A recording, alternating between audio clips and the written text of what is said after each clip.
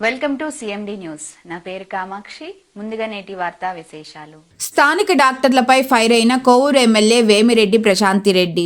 ఆరోగ్య సిబ్బంది, డాక్టర్లు ప్రజలకు 24 గంటల అందుబాటులో ఉండాలని, లేకపోతే సెలవు పట్టి ఇంట్లో కూర్చోండి, లేకపోతే ఇక్కడ నుంచి బదిలీపై వెళ్లిపోవాలని స్థానిక ఇందుకూరుపేట ప్రాథమిక ఆరోగ్య వైద్య కేంద్రం డాక్టర్పై కోవూరు ఎమ్మెల్యే వేమిరెడ్డి ప్రశాంతిరెడ్డి ఓ రేంజ్లో ఫైర్ అయ్యారు.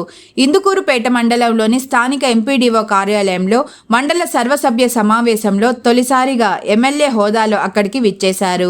ఈ సందర్భంగా అక్కడికి విచ్చేసిన ఎమ్మెల్యేకి ఎంపీడీఓ ఘన స్వాగతం పలికారు. ఈ సమావేశంలో పలు శాఖల అధికారుల పనితీరును అడిగి తెలుసుకున్నారు. ముఖ్యంగా వైద్యం, హౌసింగ్, విద్యాశాఖల అధికారుల పనితీరు బాగాలేదని, మార్చుకోవాలని, లేకపోతే సెలవు పెట్టి వెళ్లిపోవాలని అన్నారు.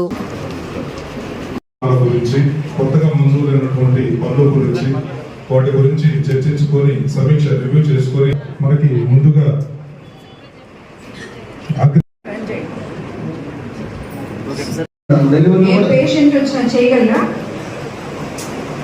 ప్రైమరీ ట్రీట్మెంట్ వరకు ఇస్తారు మేడం.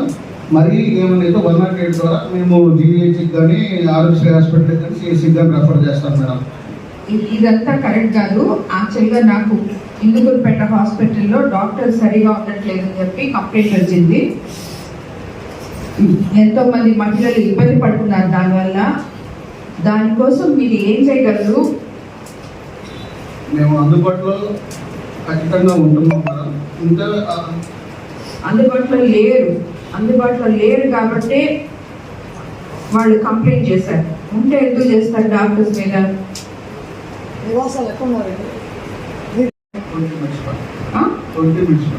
20 minutes అంటే ఇప్పుడు ఇది విలేజ్. ఏమన్నా ఒక హార్ట్ ప్రాబ్లమే వస్తుంది, ఇక్కడ డాక్టర్ ఉండడు అవైలబిలిటీలో. మీరు 20 minutes అక్కడి నుంచి ఇక్కడికి వచ్చేటప్పటికి ఆ పేషెంట్ ఉంటారా? ఆ పేషెంట్కి సరైన ట్రీట్మెంట్ చేయగలిగిన సిస్టర్స్ అక్కడ ఉన్నారా? ఎమర్జెన్సీ ప్రకారం ఈసీజీ వ్యాక్సినేషన్ కానీ నీడ్ అవుతూ హాస్పిటల్కి వచ్చింది. అక్కడ ఉన్న సిస్టర్స్ కి చేయడం చేత కాదు, డాక్టర్స్ అక్కడ లేరు.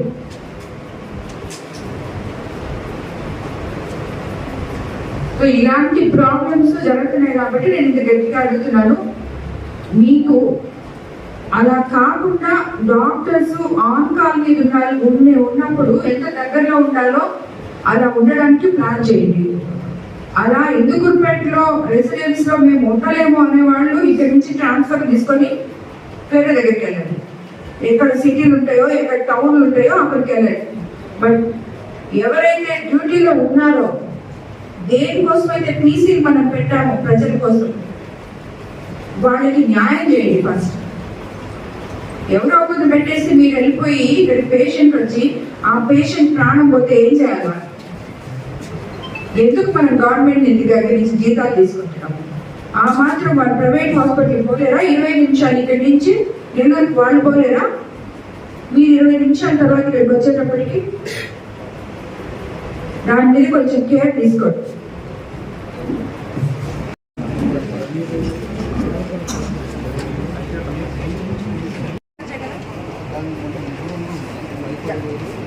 ఏదైనా ఉండొచ్చు.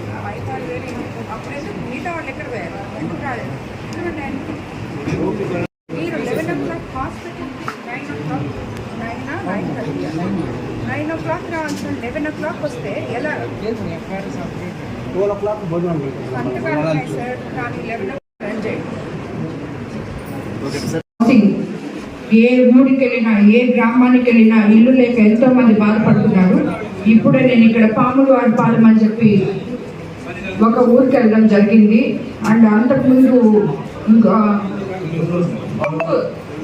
అక్కడ యాక్చువల్గా ఒక ఏరియా ఉంది, జగనన్న కాలనీ అనే పేరుతో లేఅవుట్ వేస్తున్నారు.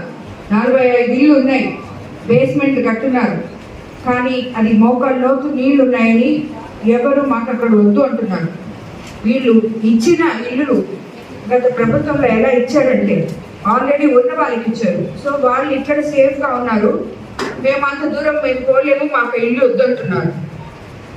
మరి అది 1.25 ఎకరా స్థలం 45 ఇళ్ళకి అలాట్ చేస్తున్నారు, ఫౌండేషన్ వేస్తున్నారు కొన్ని ఇళ్ళు.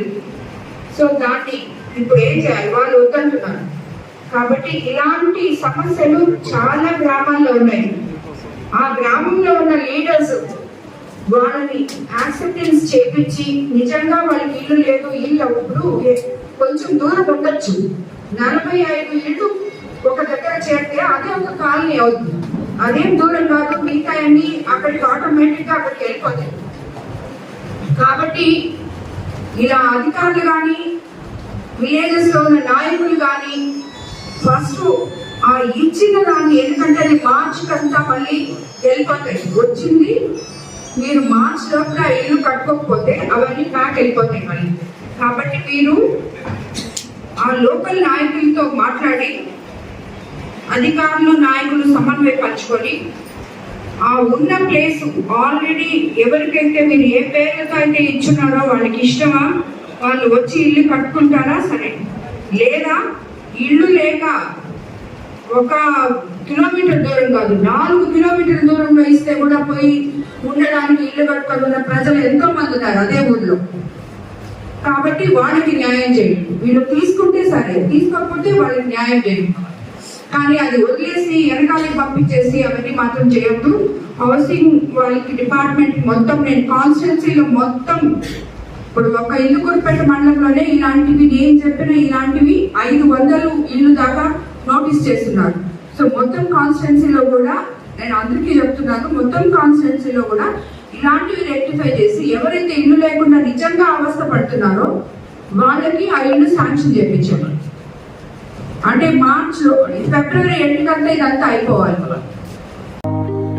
Malinidevi multi speciality hospital, Christian పేట, 5వ లైన్, కావలి.